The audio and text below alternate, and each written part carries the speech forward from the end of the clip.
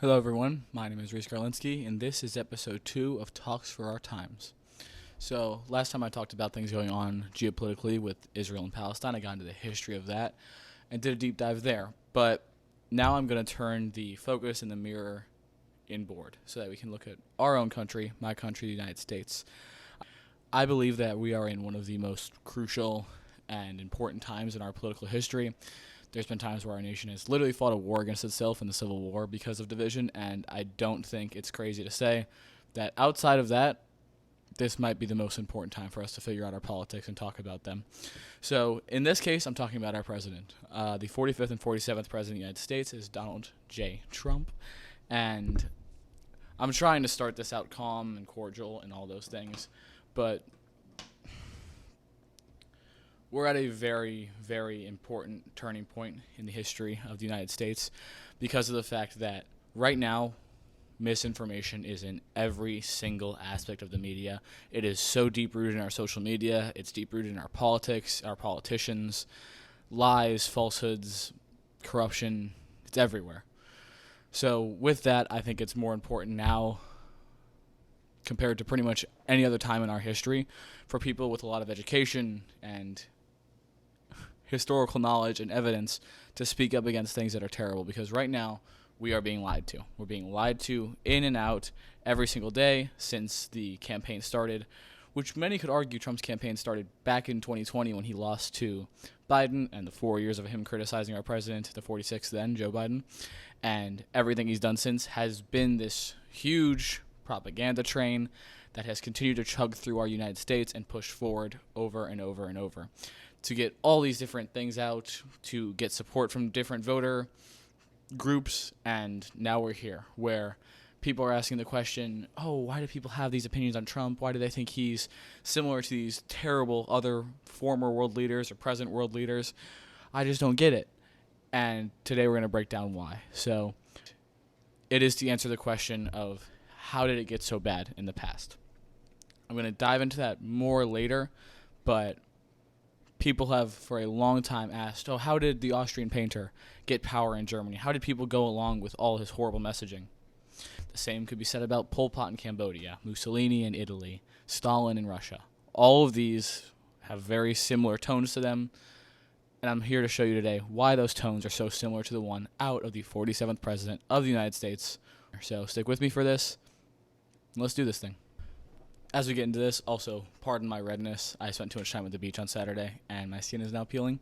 So don't focus on that. Focus on the historical stuff I'm going to tell you. And I'm not going to go chronologically. I'm just going to talk about things in levels of importance to me and how I compare them to different parts of world history, different world leaders throughout history in the modern period and today that make me think our president deeply resembles an authoritarian figure. On June 14th, 2025, Trump hosted a military parade. So it was a huge military celebration, both to celebrate the armed forces, and that doesn't sound bad. That isn't that different from what the U.S. does. We've had commemorations for those who fought in World War II, those who won battles in Iwo Jima, those who stormed Normandy. All that is very common in the U.S., it's common in Canada, it's common in countries all over the world. But this one was different. This parade was much more focused on military strength, weapons, the power of the U.S. military, which is something that has not happened in our history. This is something that is done in very far-right authoritarian nations. And also the kind of parade we had, this one where it's all about the forces we have. It's a huge march, it's a show of power. A show of power is something we don't do. The nations that do that are Russia, North Korea, and China. Ones that need to show that their military is used to suppress their people. Their military is used as the power to enforce the will of the leader. And all those militaries have one thing in common. They all pledge their loyalty to one person, not one government. They are loyal to Xi Jinping in China, Kim Jong-un in North Korea, and Vladimir Putin in Russia. They are not loyal alone to Russia. They're loyal to that singular being. And when the service member came up and pledged the military behind Trump, that is politicizing the military. It's politicizing the military in a way that we have not seen in ages in the U.S., if ever.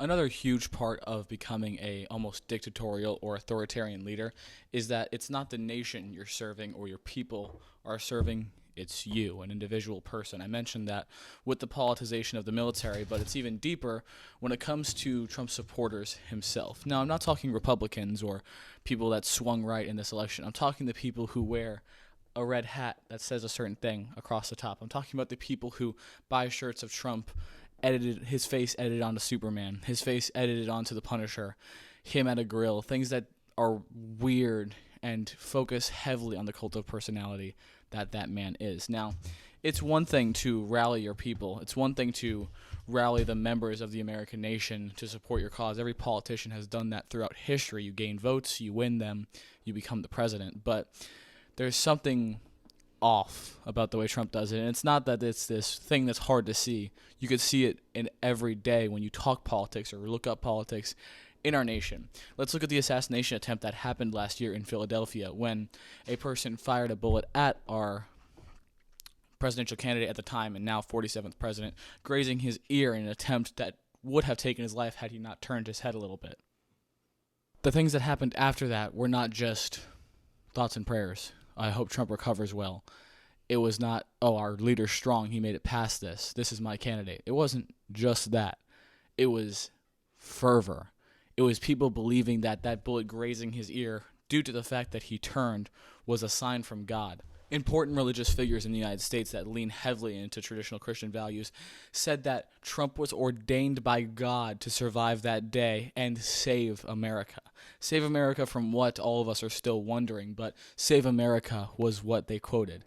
And it is that alone that highlights how far gone Trump is. He doesn't believe that he is like us. He doesn't believe that he is just some person. He has created this cult of personality around himself, and his people have eaten it up. The MAGAs, the Trumpies, whatever you want to call them, have eaten it up day in and out and believe that the only way for America, a nation that has been successful beyond measure since the end of World War II, a nation that has a bigger economy and has had that economy for decades, a nation that is involved in every single country's politics in the world, a nation that trades with the whole world, a nation that has immigrants from the entire world, a nation that has made itself the most important nation in the world before and after Trump's presidencies. Well, at least his first presidency. He believes that somehow he is the most important figure in all of that, and his supporters believe that if anyone else is in power or could have been in power when Biden was in power or could have been in power during 2016, that America would have somehow fallen apart. This nation that before Trump and during Trump and after Trump's first presidency was still the most important nation in the world somehow needs Donald Trump to survive. But look at news articles. Even worse, talk to someone in your family who's hard conservative and ask them, what do you not like about Trump? See if they say anything. See if these people who voted for him and believe that he is the best thing for America, see if they can even acknowledge one thing bad he's done. I admit I didn't vote for him in the last election. What I not like about Kamala? A long list of things. Her and Biden had abysmal Israel policies. They didn't move the economy as much as I wanted them to. Made me feel like it was slow. They didn't recover from COVID perfectly. It sucked to be under the Biden presidency economically for many reasons. I have my criticisms of the Democrat president. I have criticisms of the vice president who I voted for. Same with Obama. But it's this kind of thing where there is a cult-like personality of Trump and cult-like support for him that highlights him to be just like people who took power before. He's just like Benito Mussolini in the fact that he has made his people believe without him, his nation shall fail. Italians that supported the fascist movement believed that Italy would fall without Benito and his party. The same people, or the same kind of people, are here in the U.S. believing that this nation that has been brilliant for hundreds of years now and has been the most important nation in the world for almost 100 somehow would not function without Trump and his presidency is a joke, and it is cult-like, and it is how a dictator gets power. It is how someone who starts the process democratically, just like the Austrian painter did, just like Stalin did, just like all these people who did the process correctly and then ended up being authoritarian did, they follow this path where they're no longer just a politician. They're this beacon of hope for the people in the nation who are the most disgruntled, the most angry at where the nation is, for a plethora of different reasons. And I'll get into the killer point as to what those people believe later. Article 1, Section 9, Clause 2 of the United States Constitution is what we know as habeas corpus. In Latin, literally meaning you have the body, or you shall have the body. Habeas corpus is the right for people to not ever be restricted or kicked out of the nation or suspended of their rights for a reason that is not publicly listed. So that is the reason that officers have to read you rights and say, this is why you're being arrested. Well, Miranda rights is different, but it's the reason that officers have to say, like, hey, you're under arrest for this. I can't just detain you for shits and giggles. I have to tell you the crime you did. It's that. It's the same reason that people can't just be randomly jailed, randomly deported, all of those things. At times in our history, it has been suspended before, and that's not anything new. It happened during Abraham Lincoln's presidency as he was dealing with the Civil War, and he suspended rights between Philadelphia and Washington, D.C. for people who were going against the Union. People were detained without being read their rights for that reason. Now, Trump is trying to enact the same thing as part of his deportation plan. He believes that ICE agents should be able to detain people without giving them a reason as to why they're being detained, why they're being taken from their home, taken from their front yard, all of those things. And this isn't something I'm making up. Literally just look it up. Look up these masked individuals who don't identify themselves as police officers or ICE members. Watch them tackle some guy who looks Hispanic, drag him away and throw him in a car. Doesn't sound quite right to me, does it? And Trump says that should be okay. That's his plan to suspend habeas corpus under the thought that America is being invaded by a foreign nation. That foreign nation being illegal immigrants, being the people that have immigrated to this country. Right. Now, I bet some of you are thinking, oh, Reese, well, what about Abraham Lincoln? He did it. You just said that he did it. Yeah. If I was alive during the time, I wouldn't have supported it then. I don't support it now. Our president, the 16th president, Lincoln, who I think is one of, if not the greatest president in our history, did something wrong. He said that between Washington, D.C. and Philadelphia, you couldn't rise up against the Union. You couldn't plot against the Union. And if he or his people thought you were, they'd arrest you. That's unconstitutional. That's wrong. I think that's wrong, even if it was for the cause I supported, the Union. The cause that I would have supported, the Union. I don't think it's right because of that. I'm not going to blind myself and say, oh, even though I think it was well-intended, it's okay for things to be unconstitutional. And that's what Trump wants. He wants to say we're under invasion by a foreign nation. He said we're being invaded by members of foreign alien nations. And that's why we need to suspend habeas corpus to deport these people. It's a joke. And it's the same thing dictators have done left and right. You know who had a secret police? North Korea. Stalin. The Soviets, the people that we rise against all the time, the people we went to wars to fight against, the people we think are the worst in the world, we're becoming just like them because of this president. And that's the line between people who see it and don't. ICE just got signed to be, as part of the big beautiful bill, as funded as our police. The U.S. police force is as well funded as every other nation's military individually, except for about 5 or 6 huge militaries. Number one, of course, being our own. And yet somehow ICE is going to be on par with that, according to the big beautiful bill. They'll be one of the main law enforcement agencies of the United States. And that isn't all. It's the fact that as part of habeas corpus being suspended, which is what Trump wants to do and has stated publicly, will eliminate the ability for people to say, hey, random masked giant white dude in a bulletproof vest, why are you arresting me? It gives these people the right to come in shiesties and ski masks and say, oh, I'm just going to arrest you. For what? The crime of looking Hispanic? It's a joke, and this is the same thing that the Austrian painter did. And every one of you know who I'm referring to when I say Austrian painter, because I can't say his name on here because of the whiny algorithm that is this website. That is all websites that don't want people to talk about the truth of things. He labeled people with stars and then either put them in camps or deported them. He had pink triangles on other people and then deported them or put them in camps based on if they were part of the LGBTQ, if they were gay, trans. He said they were undesirables. And we're seeing the same thing here. We are. People who look a certain way are being identified as, probably illegal. And that's not it. It's naturalized citizens, too. It's people who literally did the right thing. The MAGA cult, which is what they are, the MAGA supporters, Trump himself, has called and looked into the idea of deporting people who are naturalized citizens, which, again, unconstitutional. And this is one of the grandest things that has happened across every single line of dictatorships. People start to look into the laws and chip away at them. They don't stage a coup overnight. They don't cut the head off of a king and become king eventually. They don't kill presidents and become one. No, they win an election, and then they slowly, quietly chip away at what is the great dream of that nation, and all of a sudden they have all the power. And they've made it illegal to check their power. And speaking of that, there's more where that came from. Corruption and holding all the power go hand in hand. They go together like white on rice. It is undeniable that when you see corruption, you're seeing something bad. And one of the levels of corruption that is easiest to find is a bribe. A bribe is, hey, I have this money, I give it to you, you're going to do something illegal politically, or you're going to favor me politically.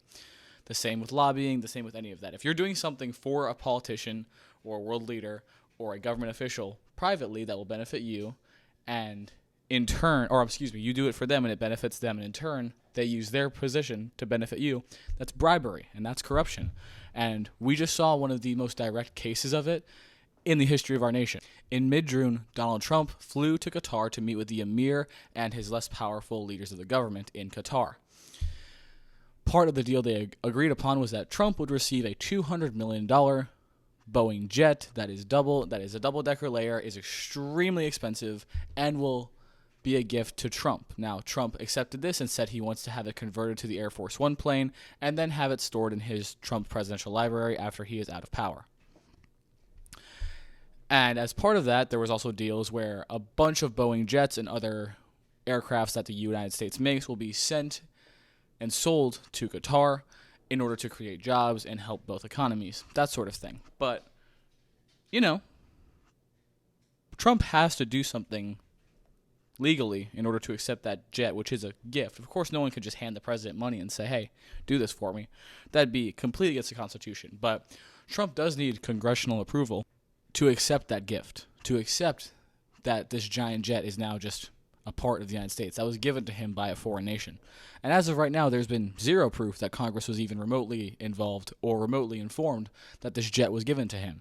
And then at the same time as he gets this $200 million jet, which he means to convert into the Air Force One jet, which everyone thinks will cost $1 billion and probably take longer than his presidency to happen, so that's just more taxpayer money down the drain, he also signed a trade deal where this nation's going to get things from Trump's nation after he was given a gift. And he said you'd have to be stupid not to accept this beautiful free plane, something along those lines. And people deny what that is. And it'd be different if there was some kind of mutual exchange where that jet was a jet back, or it was something of equal value given to the leader of another nation as part of a peace treaty or something. But no, that's not what it is. We're not at war with Qatar. But Qatar is awful. I'm not saying the people, I'm not saying the nation isn't beautiful, but the government, that's the government that took passports from Indian people who came to Qatar for work and then said you're not leaving. Those same people were then forced to build the Qatar World Cup stadiums for minimum wage, which killed at least 1,000 people. This is a nation that directly practices indentured servitude still. And those people that survived building the World Cup stadium, you think they were able to go home to their families? No. They're the workforce in Qatar now permanently. And that's just how that nation works. Less than 20% of the nation is ethnically Qatari. That percentage is all at the very top who runs everything. The working class is the lower 80%, and they do everything they can to serve the Qatari nation. That's the nation we just made a deal with. That's the nation that just gifted our president something worth $200 million for his favor, and without congressional approval, he accepted it. This is bribery. It's the most basic form of corruption, which is you scratch my back, I'll scratch yours under the table. It's not, hey, we signed this bill, and that will create this, which means you'll get this in return. That's democracy. That's how it works. If the Senate passed a bill that benefited Republicans and Democrats, that's fine. That means that everyone approved it, and that the government and the Constitution is working as it should. But this is a bribe, and people try and deny it because they don't like who did it. But if any other president of the last 20 years did it, especially Biden or Obama, you think people wouldn't have pitchforks out saying, you got bought out by this Middle Eastern country? Because we did. We watched our president get bought out by a $200 million jet. They flashed a pretty jet in front of him, and he said, sure, I'll sign a deal with you. A nation that is as morally corrupt as any other nation on this earth. It's terrible, and it's just one layer of his corruption. And here's the next. Propaganda is the next nasty leg of corruption that can be seen everywhere. Any regime, from the party that was led by the Austrian painter in Germany, to the Soviets, to Pol Pot in Cambodia, to North Korea, to China, to the current Russia, all of them use propaganda. We even use propaganda to get people to enlist in World War I, but when it's blatant lies, it's the worst form of propaganda. And that is exactly what Trump made friends with Elon for. Mutually, they're both corrupt. Elon became friends with Trump because he believed there would be an electric vehicle mandate that would, of course, boost the value of his company, the company that's already made him one of the top 5 richest men in the entire world, meaning he's the richest in entire human history because of how much money is involved in being rich nowadays. And then in return, Elon Musk, who controls Twitter, which is now X formerly Twitter, the most commonly used social media of people of young ages, middle ages, all sorts in America. He has millions of followers on that platform, and he used that platform the entire election campaign to smear the name of the political opponent Donald Trump was running against in Kamala Harris, a person who, despite her flaws, and who I have always said has flaws, she was not someone I was smiling ear to ear voting for. But I did, because it was my choice between that, someone who can't really see as being corrupt, at least in my view, who I don't have this hard evidence for spreading propaganda every single day, versus Trump, who used Musk to post things like this, where, let me pull it up for you. Musk posts an AI photo of the Statue of Liberty, which says, "Liberty shall fall if Trump does not win. This is Kamala's America." And it's the Statue of Liberty falling down. Or, "A vote for democracy is a vote for Trump. Kamala will end democracy." These are the things that Elon Musk posted proudly and without doubt posted to convince people how to vote in the election. It literally said, "A vote for Trump is a vote for democracy." Those tweets are everywhere. You could find them across the history of the 2024 posts from Elon Musk. These are literal quotes. These are things Elon posted. That is propaganda. You could say you didn't want to vote for Kamala. I didn't want to vote for Kamala. And this person, Kamala, who had been in politics most of her adult life now, she's been a lawyer, she was attorney general, she served as the vice president of the United States, she was all of these different things that went from law directly to political office and then ran again and lost, and as everyone else has done in history of the United States except for Trump, conceded the election after losing the fairest and most democratic election in the world, which is the United States elections. And you could go back and forth and say what you want, but that is propaganda, saying that this person who has never said anything so radical that you think, oh, it's going to completely change our system, has never said that she was a communist, has never shook hands and been in bed with these communist leaders. It's not like Kamala was pro-Xi Jinping. It's not like she's shaking hands with North Korea or Russia during her vice presidency. Yeah, there was meetings. That's what nations do now. You meet with each other. But to say that she was going to ruin democracy, that free speech was going to die with the election, is insane. And the owner of the biggest social media platform in America used it to try and sway the election. And Trump used him up, promised him things, and then when those promises fell down, Elon turned on him. That's what we're seeing now, where Elon says, "I'm the reason you won the election," all that. But it's just two people who wanted to play the game and play the system and are wondering now why it's not working for them. It is another layer where Trump represents the same people who use propaganda all the time. Those world leaders are named, they're just the modern ones. It happened throughout history, where someone lies to their people and says, if you don't do this, this is going to happen. You wouldn't want that now, would you? And that is how Trump won an election, using propaganda, the same way every dictator has in the history of the world. And I have now saved the best for last. These final 3 points are the ones that I want to drive home to help you all understand how critical of a position we are in to make sure that democracy is upheld and that we are seeing our leader challenge it every single day. This is going to hurt for a lot of you. It's going to hurt for me to bring this up. But January 6, 2020 happened. After Donald Trump lost a free and fair election, and the evidence that it was a free and fair election that he lost to Joe Biden is that he, 4 years later, won the exact same kind of election against the vice president of Joe Biden, Kamala Harris. Trump just got more votes than her. And for once, unlike in his first term, he actually won the popular vote. He smoked Kamala, unfortunately. I didn't want it that way, but he won my state. He won Ohio. He won Pennsylvania. He won state after state after state, smashed the election, became president overnight. We woke up, and now Trump is the 45th and 47th president. That election was ran the same way that the other elections were, the same way the 2020 election was. There was mail-in ballots in the 2020 election. There was mail ballots in the 2024 election. People voted in person at both elections. This election, he won. People weren't as happy with Biden.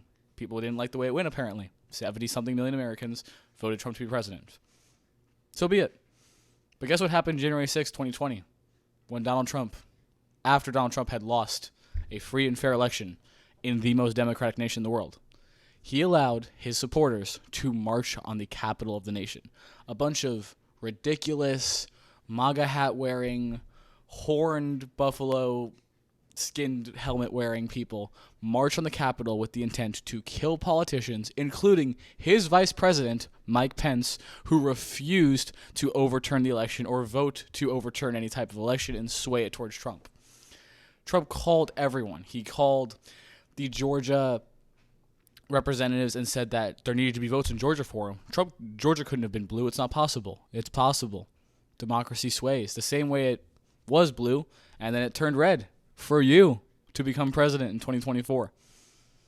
But all this goes on January 6th, where thousands of people march on the White House, thousands of people push forward against police officers, in an event that actually got a police officer killed that was intended on raiding the Capitol and killing politicians like Nancy Pelosi and the Republican vice president, Mike Pence.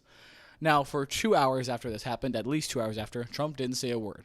He didn't tell people to go home. He didn't tweet out that this was ridiculous. He didn't tweet that this is undemocratic, because he, ever since the election, refused to acknowledge that he lost. For the first time in centuries, for the first time in decades and decades, and probably since the start of our American nation, he refused to acknowledge his loss in the election.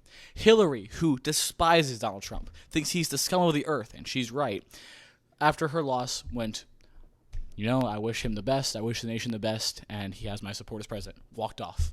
Guess what happened when Joe Biden and Kamala lost this one? Trump, who wanted to call to concede, thank you for this, I hope the nation does well. They stopped. Mitt Romney did it when he lost to Obama. Bush, even though he didn't want a Democrat to win, supported Obama. Even John McCain, who lost to Obama, told his supporters, hey, it's going to be okay. Barack's a good and decent man who will do his best to run the nation. You don't need to be scared. And left.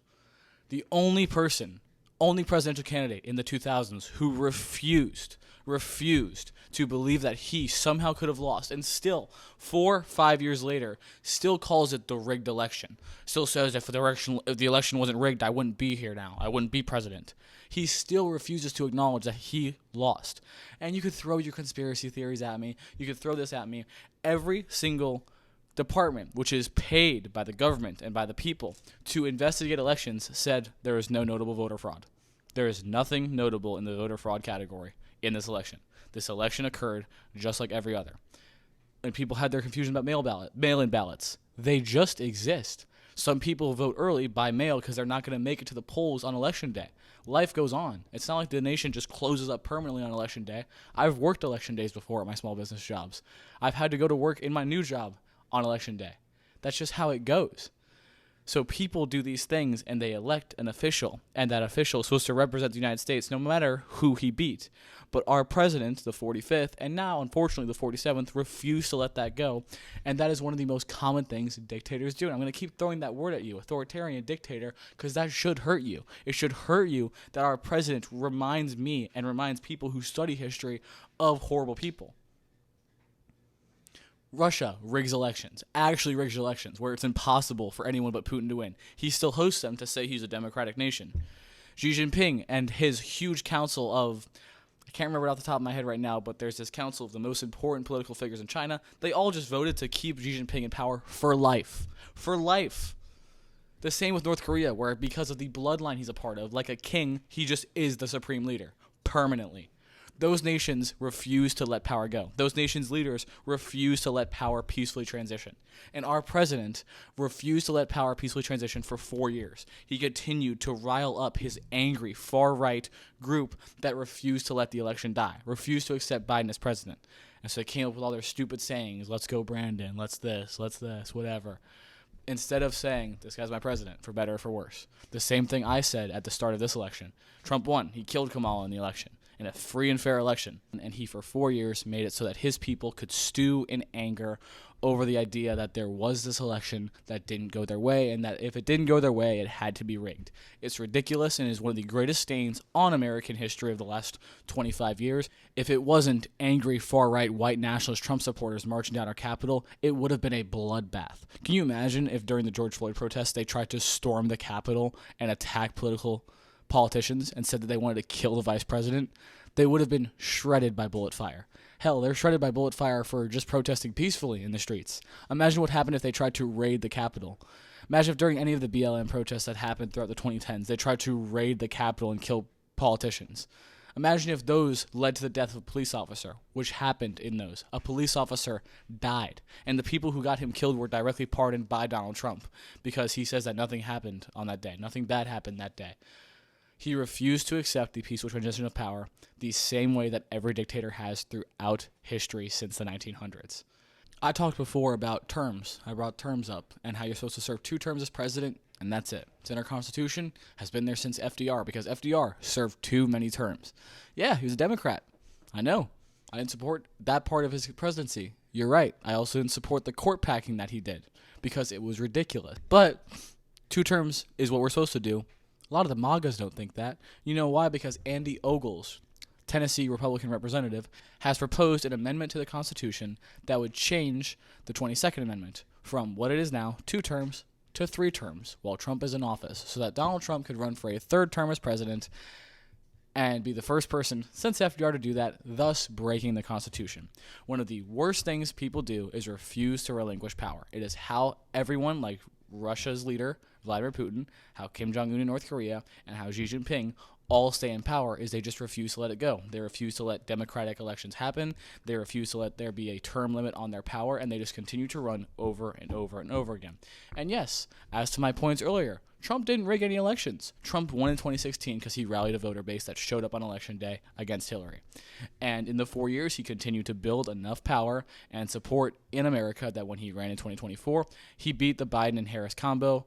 That, of course, it was Kamala and Tim Walz, but the support from Kamala and Biden and their presidency and vice presidency that didn't get enough support from people, Trump just rallied his people and won an election. The same way Joe Biden won an election in 2020. All of them were Democratic. Happened the right way. Because the democratic system in the U.S. works. But the thing Trump is supposed to do is not be president anymore after 2028. People are now proposing that that should change. Now, I'm not going to freak out. This bill has just been introduced. It'll get shot down at some point. And if it doesn't, there's just more evidence to the points I'm saying that Trump doesn't want to let power go. But at some point it will. There will probably be many Republicans who reject this. Because Republicans aren't the problem. It's these people that are Trump only, that are pro-Trump no matter what. The people that are in our government only because of their loyalty to Donald J. Trump. Just one of the presidents. Not loyal to the nation, not loyal to our military, not loyal to their voter base, loyal singularly to their one man, Donald J. Trump. Now, if this bill passed, it would be ridiculous. And I'm not going to freak out. Like I said, I don't think it's going to pass. But it's the fact that the Congress, and that is my source for this, literally congress.gov, is saying, hey, there's this bill trying to make its way through Congress and become a bill, which would become a law, which would be that you could have a 3rd term as president. And that is purely because this one, Andy Ogles, has an undying support for Donald Trump. And of course, as you'd expect, I think this is ridiculous. It literally looks like every single dictator that has ever been in power who refuses to take power as a full king. Everything that's happened since the 1900s, people don't like kings anymore. People don't like to hear that the person making decisions wasn't elected. But a lot of people, Putin, Kim Jong-un, Xi Jinping, many leaders in Africa, it happens in Venezuela, Daniel Ortega in Nicaragua, all of these people just rig elections, make it so that you're voting, but your vote doesn't count. And that doesn't happen in America because we are the greatest democracy in the world. But Trump is trying to change that. His people are trying to change that. And if this passes, it is just another nail in the coffin of what was once our great democracy. And now I'm going to get to my final point. The one that is hard to swallow. The one that has weird evidence, but has happened over and over throughout history. If you guys don't know a lot about me, my name is Reese Garlinsky. I was a history major at the University of Florida, go Gators, which is an SEC school. I loved my Gators, and one thing I love more than that is history itself. I had a podcast on the history of every single nation. I covered the history from its start to its modern politics and modern stance of every single independent nation in the world. That's 195 nations. I also covered Palestine in that, and I covered Taiwan as part of China. So I did 195 episodes covering 195, nearly 200 countries in their history. And throughout that, there was one thing that happened always, every time there was an undemocratic person who took their power. And kept it. Even if they started democratically, even if it was the Austrian painter who was elected chancellor and then just kept power. There is a thing all of them do to rally their people against the domestic enemy and the foreign enemy. And that is lean heavily into their far-right nationalist base. After Germany was embarrassed in World War I, the Austrian painter who served in World War I slowly created this party that we know as the Yahtzee. We'll call it the Yahtzee, that spelling game party. And he rallied them around the idea that ethnic Germans were being treated the worst, that in order for Germany to return to power, it had to get rid of all the weaklings, all the people who were undesirable, all the people who were not Aryan, all the people who were holding Germany back. He rallied his far-right white nationalists who loved Germany more than they loved anything, inspired the patriotism and the nationalism within them, and then played on their deep hatred for people that weren't like them to form the Nazi Party and then take power in Germany and go on to create the Holocaust, World War II, and all the horrible things that he did. And he's not the only one. Benito Mussolini did the exact same thing in Italy, rallied people around the Italian idea that Italy is for Italians. And the person who's in power in Italy now, Giorgia Meloni, says the exact same things. Her party also is a descendant of the fascist party from Italy. It literally is in the same building that fascist party had its power in. And she says the same thing. Hard on immigration. Italy should be for Italians. Germany, right now, has one of its most far-right governments that says the same thing. Poland, a nation that I'm very fond of because my family's from Poland, says the same thing. Poland is for Polish. Very hard on immigration, trying to clean up everything that isn't just normally Polish. And then we jump to our nation. Trump has been doing it since 2016 because ever since he has come around, there has been a complete different air to the politics in our country. It's no longer just, oh, Barack Obama, Mitt Romney. This guy feels the economy will benefit this way. This guy feels the economy will benefit this way. Let's vote and see what happens. Oh, this person lost the election. He says, I concede. Have a good day, and gets off stage. That's not how it is anymore, because now it is not just about politics. Trump has upheld this idea that somehow not voting for him means you are voting against the United States. You're voting against the working man. You're voting against people. You're voting against white Americans, which is the majority of our nation. And this started back on his campaign in 2015 when it came out that the KKK supported Trump and endorsed him, when the Proud Boys started to endorse Trump, when it came out that people from all these bigoted backgrounds started to back Trump, these organizations have a history of racism, back Trump, all of a sudden, decades of our history were repealed. We were a nation that started being built on the backs of minorities. Yes, we were a nation where our founding fathers, who started the United States, were white. The people who fought in the Revolutionary War were white. That made sense. But the people who built their houses, worked in their houses, and toiled away working on all different sorts of land for those white people were minorities. There's been no point in the history of the United States that we at some point were not relying on or exploiting Native Americans, black people, or immigrants to build our nation up for the white America that people love to glorify, acting like it really existed today. And Trump has played on that. For our history from its start all the way up until the 1960s, there was a difference. Legally, black people and minority people were not treated or seen under the eyes of the law as the same as white people. In the 60s, we finally fixed it. The civil rights come out in 64 and 65. Things start to move forward. MLK says, I have a dream. White people march alongside him. Now, all of a sudden, we start to move. Brown versus the Board of Education says it's unconstitutional to segregate schools, and now our children are integrated. And things move on and on and on. And for decades, we are trying to move away from this idea that people who are from another country, being immigrant minorities or people who are darker skinned, are somehow not equal to us. We move away from that. We integrate. Everyone who is American, no matter their race, their creed, their color. You're American. You go to the same schools. You play in the same sport teams. You date each other. You build futures together. And no one bats an eye. And while that happened, the people who opposed it continuously festered their hatred in themselves. These people that grew up in the 60s and didn't like these integration acts, didn't like the end of segregation, raised their kids to be the same way because they were raised by idiotic bigots. Then they raised their kids to be the same way. And then we get 60 years later from the 60s to the 2010s, nearly 2020, and all of a sudden, there's this candidate that's backed by the people who fight for racism, the KKK, that's backed by the people who are ultra-white nationalists, who believe that the best time in American history was when white America existed, when black people were kept out of the areas white people are allowed in, which has never been a thing. There's never been a white America. There's never been a time when white people existed solely in America and did everything themselves and weren't doing it off the backs of minorities, which is hilarious if you think that. But all of a sudden, there's this candidate that represents you, represents the quote-unquote oppressed feelings, represents these people who have oppressed their feelings about other kinds of people. And now they have this guy who says, I'm going to make sure the immigrants stay out. I'm going to make Mexico pay for a wall. I'm going to do this and this and this to make sure that African-American classes are not funded. He's going to co-sign people like DeSantis, who believes that in Florida schools you shouldn't teach African-American history and that African-American cultural studies is a waste of time. All these things, these are the kind of people Trump is in bed with. And then all of a sudden in 2016 and since then, people believe, oh, the problem with my nation, the challenge to my success in this nation is minorities. My president is saying it. He's saying the illegals are taking my jobs. They have to be. That's why I'm a poor loser. It's not because of my lack of education or trying to do anything. It's not because I didn't take advantage of the opportunities in America. It has to be that scapegoat. Has to be that scapegoat that's to blame. I blame them. And now you have Trump's voter base. Now you have the MAGAs. The ultra-right, super nationalist, super white people who believe that they are oppressed and it's been hard for them, and Trump is going to save them from this menace that is immigration and is the immigration invasion that is happening right now that is causing us to repeal habeas corpus. All of that is the rhetoric Trump used in 2016. And then he polished himself up. He got a little quieter before this election. He didn't say his crazy things. But then he got right back to it. I'm going to deport this and that. Now he's funding ICE. Now he's defending people who are masked and not identifying themselves as they tackle a Hispanic person and drag them out of the nation. Even when it's naturalized citizens.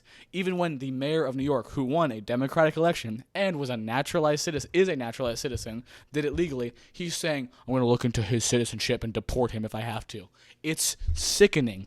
And people used to not say these things out loud for the last 60 years because it was frowned upon. Now Trump has changed the culture of our nation. He's changed the society so that now people believe it's all of a sudden okay to be this racist, this bigoted, this terrible. And all of that leads directly into finding a scapegoat. And a scapegoat is someone or people group, a religion that gets blamed for the problems of a nation despite what they really are. You know who else used scapegoats? The Austrian painter, and he called them the Jews. He said the Jews were the problem, and that's what led to the Holocaust. It happened in Cambodia under Pol Pot. He said that intelligent people, doctors and all that, were the problem. He said that true Cambodians needed to go back to their original society as agrarian farmers. So doctors and teachers were killed, and genocide happened. The same thing happened top to bottom in every nation that has done these horrible genocides. Turkey did it to Armenia. The people who rose up to challenge them and say there's no difference to us, we're not the reason Turkey's failing, we know you lost this war, it wasn't our fault. Armenians were genocided for it. 3 million of them killed. This happens over and over and over again. When someone finds a scapegoat and blames them for the issues of their nation and people attack, that is the worst layer of dictatorship. It is the worst layer of authoritarianism, and it's happening in our nation. What do you think is a big nation in America? I would love it if I could get an answer right now from you, but what? Do you think it's the economy? Do you think it's the way rights are going? Do you think we're not growing enough? Do you think our nation's not strong enough internationally? And then ask yourself, do you think it's the immigrants that are to blame? Do you think after all that, the people that are to blame for this are the people who work at orange stands, the people who are landscapers, the people who show up here and work? Yes, some criminals have crossed the border. Of course they have. You know what more criminals do? They're born and raised in America, and then they go and shoot up schools. And they go and rob areas nearby. They go and rob convenience stores. And the person our president targets as the big bad scary isn't the fact that our nation has a slow economy. It isn't the fact that despite our huge funding for education, we are one of the least educated first world nations. We have one of the worst conversions of people that go to college to getting a really good job or go to college and get a master's. All things that you think would actually affect the nation. No, that's not the issue. The issue is the immigrants. The immigrants that have been coming to our country since the start, the immigrants who started our nation, the immigrants who came here on boats from Britain and formed Jamestown and Boston and New York and kicked out the people who natively lived here to form the United States. And then we had the Germans and Italians come, and then we had Chinese and Japanese people come. And since the start of our nation and throughout the 1900s, there's been immigrants. Those are the issue. The immigrants that made Chinatown, the immigrants that made Little Italy, the immigrants that make your favorite food available in America, that's the issue?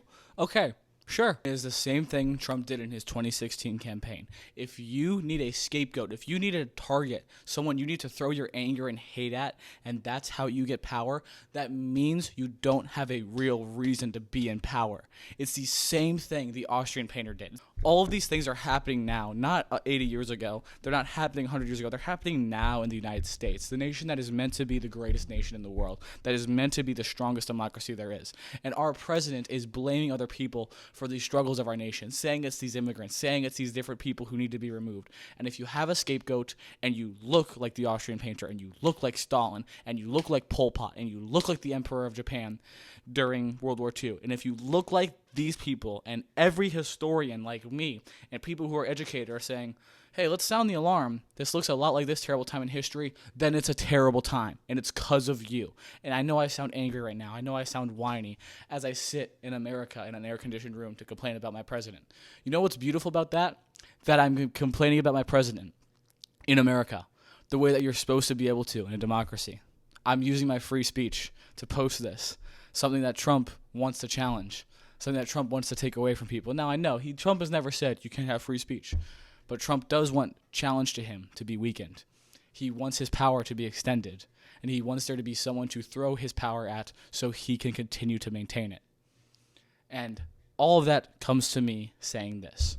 People have asked for 80 years, how is it that they let the Nazi party get in power in Germany? How was it that the Holocaust occurred? Who didn't speak up? Why didn't anyone say anything? Because the people that could have said something were on his side. People fell for it. When he said, Germany will return to power, you just need to lean into this and target this people group. If we get rid of them, this scapegoat will be in power again. Germany will be returned to glory. What is the saying of the Trump presidency? Make America great again. If we get rid of these immigrants, and we get rid of the Democrats, and we get rid of people trying to challenge my power, then we'll be back to greatness again. We'll be back to what you want. That is the rhetoric of the Trump party. It is the Trump presidency, It is the rhetoric of the far-right MAGA nationalists that make up our nation. And it is ridiculous that I have to come on here and say this. But I don't care how people react to this. It is the truth based on history. And I could be proven wrong. Trump may lose the next election and go quietly. As if. Trump may not try to challenge power. The next 3.5 years, which we have to deal with, of Trump's presidency, they may be the greatest in American history. I'm still American and hopeful enough that maybe it'll turn out fine in the end. But I refuse to sit here as I see what I recognize as injustice, what I recognize as a power grab, what I recognize as history repeating itself, as history always does. This is history repeating itself.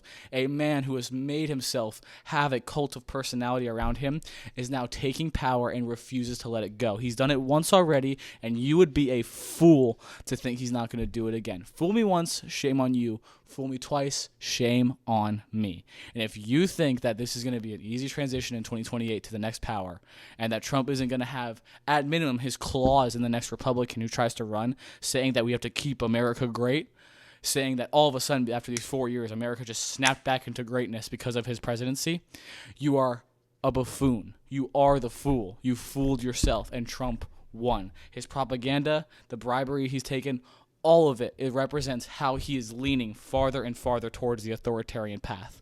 And I, as a person who have studied history for years and spent more of my life studying history than I have spent doing anything else. I have spent more time studying the development of nations and their political system than I have spent anything else. More than I've spent in the gym, more than I've spent with my beautiful girlfriend, more than I've spent doing anything. I have spent studying history and trying to understand how it applies to our world and the nations that it affects. I would be remiss, I would be angry at myself if when things go south, and that is my prediction, when things go south, that I didn't warn people, because this is what it is. Educated people who have worked their butt off to understand things are signaling the alarms. They're waving flags saying it's getting bad. You need to lock in. Trump has every single thing a fascist has, and he is the reason our once very United States is now very divided. And if you can't see that, that's fine, because all I can do is tell you. All I can do is provide historical evidence and provide the sources I'm going to provide throughout this video to do it. But Trump is trying to challenge the democratic system, and he's doing it the exact same way people like the Austrian painter and Benito Mussolini did. You start out democratic, and you start out doing it the right way, and you get support. And then you slowly carve away at the checks and balances. You pack the courts. You start to win the elections, then you use those elections to chip away at restrictions. And then you have people introduce laws that make it so you keep power. And then all of a sudden, years in, the power is all yours legally. And then people are going to look back and say, what happened? How did this happen? And I hope that it doesn't happen. But one day, 80 years from now, people could be looking back and saying, man, how did they let America go? And this is my attempt, my rebellion against that, because I am proud enough. I love this country so much. This country has given me everything. My beautiful family, my beautiful girlfriend, my beautiful golden retriever that sits at my feet sleeping. I had a full ride academic scholarship to the University of Florida, go Gators, so I can get educated and get a full-time job and pay to be in the United States and pay for things around me and pay my taxes that I pay on every paycheck since I was 15. I have done all that in this great nation that I love, and I will never, ever be able to sleep soundly if I do not challenge this rhetoric, this dangerous rhetoric that paints minorities as a scapegoat, that is attempting to chip away at the systems that have made our nation great and democratic like it is. I love this nation. I love it. I love it more than anyone who would go along with this BS and then be confused as to why it went wrong. I love my country. We are the best nation in the world at certain things. Every nation in the world depends on us for something, or we are the ones who are providing the greatness elsewhere. We have done everything. We have fought in the great wars. We have caused wars. We have caused horrible things. And I will criticize my nation every single day, but I will never not love it. Even on its dying day, if I have to see it, I will love this nation for what it gave me, for being born into this, where I've never seen a war. I've only gotten to go to school and had to work hard in school, not to fight in a military like some nations. I love the United States, and I love the United States enough to refuse to bend the knee to this BS, to bend the knee to someone who wants to challenge our democracy. So I will calm down now, and I'll hush up. I've given you evidence, I've given you my side, and I have given you awareness, and that is what educated people need to do. It is what I want to do different than I've seen wrong in history, where people say, how did it happen? How did it happen? Why was no one blowing the whistle? I'm blowing the whistle. I'm signaling the flares. I'm waving the flag that's saying, look out, it's getting bad. Because I'd rather lose friends and have people look at me weird and question me than be one of the people who was a witness and didn't say anything as America went down a really, really dark path. Thank you for giving me your time. Thank you for giving me a chance to explain this. And once again, I love you. I love you Americans. I love you people trying to become Americans. I love my nation. I love my veterans. I love everything this nation was founded on and stands for, and I will not be quiet about trying to fight for it, because I believe we are in a stage where that is all being challenged in the name of preserving it, which is the worst part. This person is using our love for America to challenge us, to challenge the ideals itself, and try and chip away at them so he can maintain all the power he wants. And I can keep going, but I'm going to stop. And I will end it on this note. The United States needs to become united once again, and I refuse to be a part of the people that saw it going the wrong way and didn't say anything, because I love this nation more than I love any other nation on earth and more than any other nation that will ever exist. So thank you. I love you, and I love the United States. Amen.